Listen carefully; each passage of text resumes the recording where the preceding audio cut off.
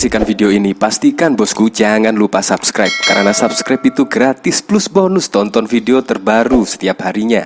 Jangan lupa ya. Jawara Asia, Pertamina hentikan impor solar dan aftur. Defisit migas disebut sebagai faktor yang meningkatkan defisit transaksi berjalan CAD pada kuartal 1 2019. Menko Bidang Perekonomian Darmin Nasution mengatakan untuk menekan CAD, Pertamina siap untuk menghentikan impor solar dan aftur mulai bulan Mei ini. Direktur Jenderal Minyak dan Gas Bumi Kementerian SDM Joko Siswanto mengonfirmasi hal tersebut. Ia menuturkan impor solar untuk CN48 sudah disetok. Ujar Joko saat dihubungi CNBC Indonesia Jumat 10 Mei 2019. Memang sebelumnya Joko sudah menyebutkan produksi solar dalam negeri sudah cukup memenuhi kebutuhan domestik. Penyebabnya adalah program B20 yang berjalan dengan baik. Impaknya, kata Joko, kini solar sudah tidak impor lagi. Solar sudah tidak impor, kata Joko di Jakarta.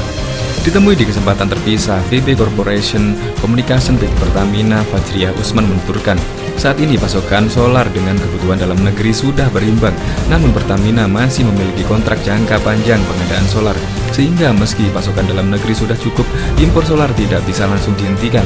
Masih balance, cuma begini, kontrak kan ada yang long term. Kalau link internasional tak bisa langsung stop, tetapi itu secara kebutuhan dan produksi sudah cukup. Untuk aftur, Joko bilang bukan di stop, hanya memang kebutuhan dalam negeri sudah bisa dipenuhi sehingga belum butuh impor lagi. Bukan di stop, tapi kebutuhan dalam negeri sudah bisa dicukupi dari produksi kilang dalam negeri Pertamina. Kendati demikian, Pertamina telah menghentikan impor bahan bakar jet atau aftur sejak Januari lalu karena turunnya permintaan dari maskapai yang telah dikritik karena tingginya tarif penerbangan. VP Industrial Full Marketing Pertamina LD Henry mengatakan permintaan aftur dari maskapai memang telah turun sejak Januari. Frekuensi penerbangan jadi lebih rendah sekarang sehingga kami memutuskan untuk menghentikan impor sejak Januari. Oleh sebab itu, stok aftur kami sekarang bisa bertahan selama 42 hari, sementara tahun lalu hanya bisa bertahan selama 30 hari. Jelas LD saat dijumpai di Jakarta Senin. LD mengatakan rendahnya konsumsi aftur terlihat di Bandara Internasional Soekarno-Hatta di Cengkareng, Banten di Indonesia Barat.